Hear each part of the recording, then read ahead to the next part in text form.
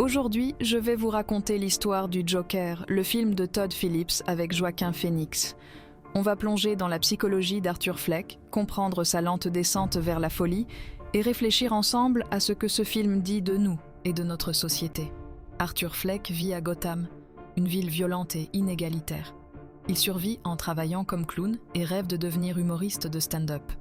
Dès le début, on comprend qu'il souffre. Il est atteint d'un trouble neurologique qui le pousse à rire dans les moments les plus inappropriés. Ce rire incontrôlable, c'est son stigmate. La société ne voit que ça, jamais l'homme qu'il y a derrière. Arthur vit avec sa mère malade, qu'il appelle toujours « Happy », comme pour nier sa souffrance. Leur relation est étrange. Elle l'étouffe et nourrit en lui l'illusion que Thomas Wayne, un riche homme politique, pourrait les sauver. Déjà, le film plante son décor. Arthur n'est pas un méchant. C'est un homme en quête de reconnaissance, rejeté de partout. Arthur est agressé dans la rue, humilié au travail, moqué lors de ses tentatives de stand-up. Même son rêve de faire rire s'effondre. Les spectateurs rient de lui, pas avec lui. Son idole, l'animateur Murray Franklin, diffuse un extrait de son spectacle à la télévision, pour se moquer de lui. Un soir, dans le métro, 3 jeunes hommes le harcèlent. Ils sortent un revolver et les tuent. C'est le point de rupture. Pour la première fois, Arthur prend le contrôle de sa vie, mais par la violence. Ces meurtres choquent Gotham et déclenchent une révolte populaire contre les riches. Arthur devient sans le vouloir un symbole anarchique. La société a créé son monstre. Arthur découvre ensuite une vérité glaçante. Il a été adopté, maltraité enfant, et sa mère l'a toujours manipulé.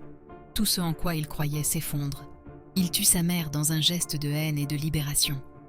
À partir de là, Arthur cesse d'exister. Il peint son visage et prend le nom de Joker. Il n'est plus une victime, il devient un personnage, un masque, une idée. Invité sur le plateau de son idole Murray Franklin, il confesse publiquement ses crimes, accuse la société de l'avoir écrasé, puis exécute Murray en direct à la télévision. Le chaos envahit Gotham. Les foules masquées de clowns se soulèvent, détruisent la ville, acclament Joker comme un héros. La dernière image est glaçante. Arthur, désormais Joker, dansant au milieu de la foule, adoré comme une idole sanglante. Le film pose une question dérangeante. Arthur Fleck est-il né monstre ou l'est-il devenu parce qu'on l'a rejeté? Psychologiquement, il incarne la solitude extrême, l'humiliation constante, le besoin d'amour jamais comblé. Philosophiquement, il se libère des normes sociales, mais dans une affirmation destructrice. Il devient malgré lui le visage d'une révolte populaire et sa violence individuelle réveille la violence collective. Au fond, Joker, c'est l'histoire d'un homme qui n'a pas trouvé sa place et qui décide de la créer dans le chaos.